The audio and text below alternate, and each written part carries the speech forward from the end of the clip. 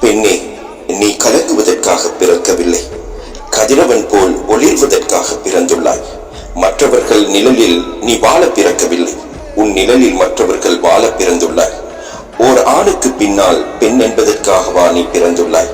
இல்லை, ஓர் ஆணுக்கு நிகரானவள் தான் பெண் என்பதற்காக பிறந்துள்ளாய் என்று நினைவில் வைத்துக்கொள். நீ ஒரு சாதாரண பெண் போல தெரிகிறாய். ஆனால் உனக்குள் உடைக்க முடியாத ஒரு வலிமை வாழ்கிறது.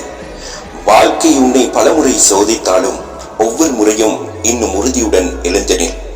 இந்த உலகம் உன்னால் முடியாது என்று சொல்லும் போதெல்லாம் அந்த வார்த்தைகளை நீ சாம்பலாக்குகிறாய்.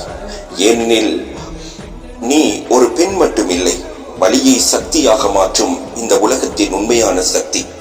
இனிய மகளிர் தின நல்வாழ்த்துக்கள்.